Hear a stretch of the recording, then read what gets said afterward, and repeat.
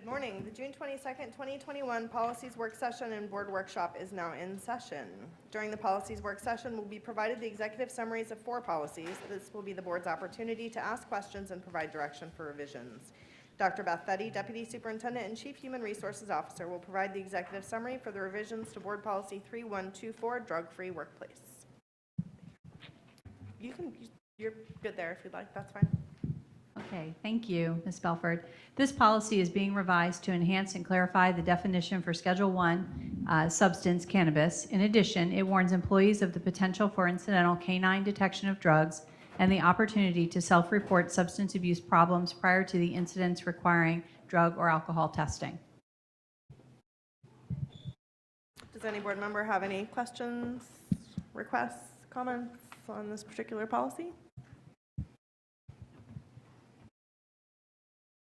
Okay, then we will move on to Chris Moore, Assistant Superintendent of Student Services. Will you please provide the executive summary of Policy 5111.01, Homeless Students?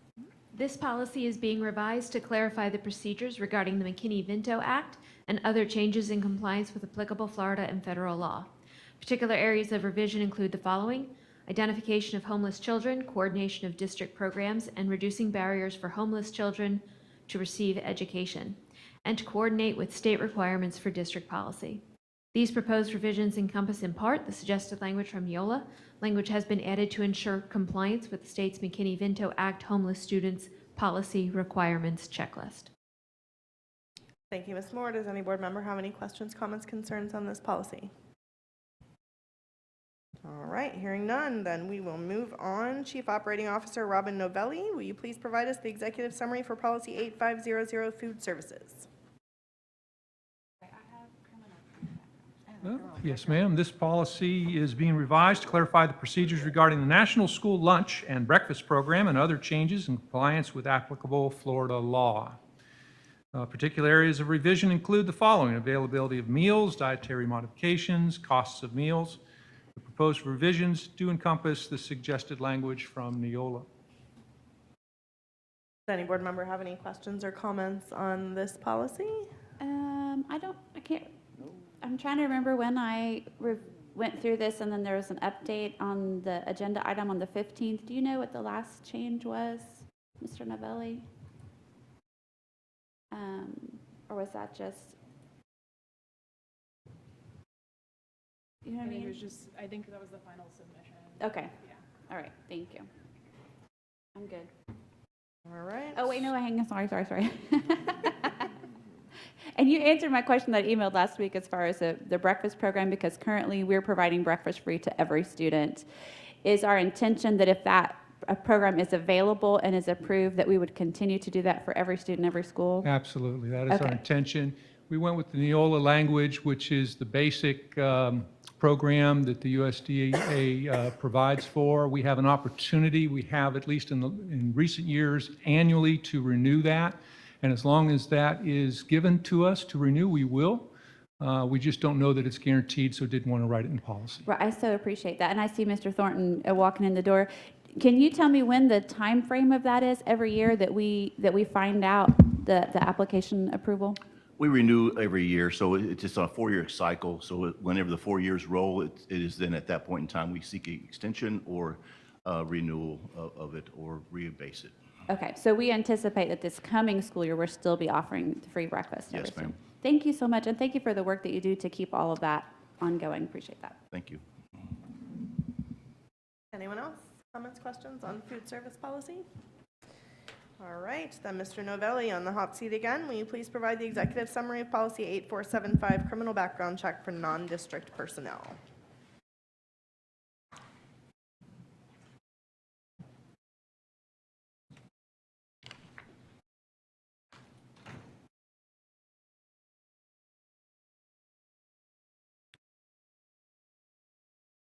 The revisions that we're proposing here for 8475 are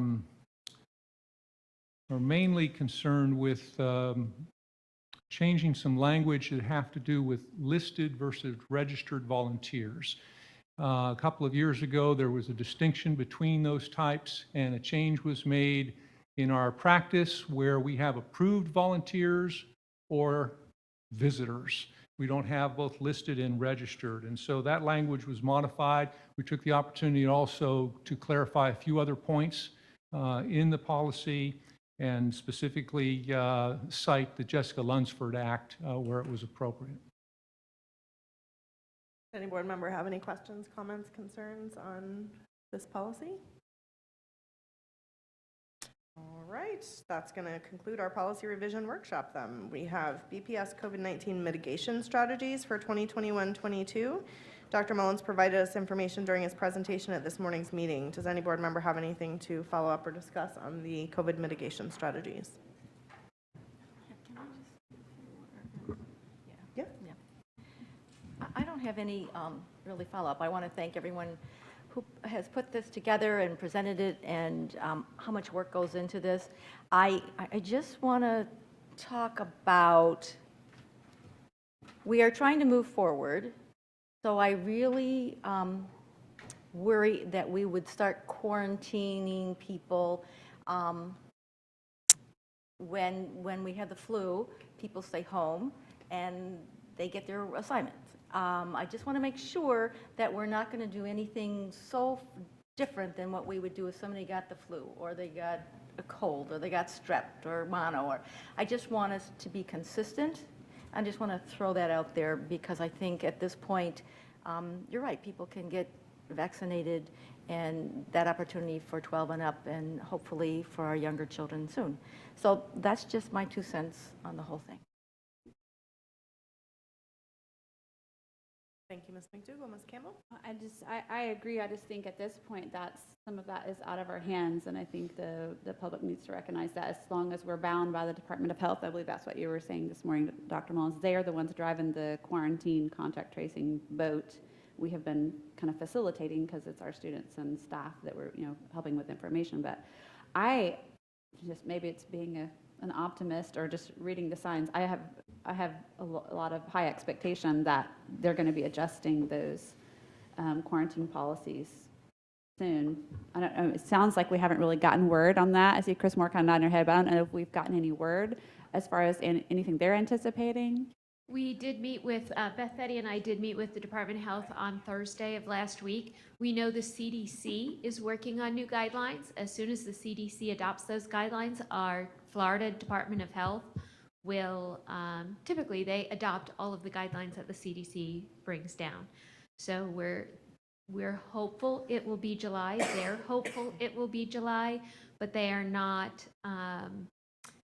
they're not putting any money on that bet. Gotcha. And just so the board knows, I just couldn't stop tracking the data. So I have a brand new sheet on my spreadsheet. I don't send it to you unless you want it, but it's only coming out once a week. But as far as because all we're really getting is this week, what is our vaccination percentage up to, new cases this week, and then cumulative from last March, and then also this week, what is our testing percentage? So they're pretty much tracking those three. So if you want it, I'm checking once a week, just for my own curiosity's sake. Just one more thing. I'm sorry. I never talk. So I just want to, basically what I was trying to say was that the academic makeup is going to be very similar to if you were out with strep or the flu or any illness. That's really what I want to make sure, so people know that no, e-learning is not going to be on the table, correct? I just want to make sure that's really, everybody hears that, because I think that's important. So thanks.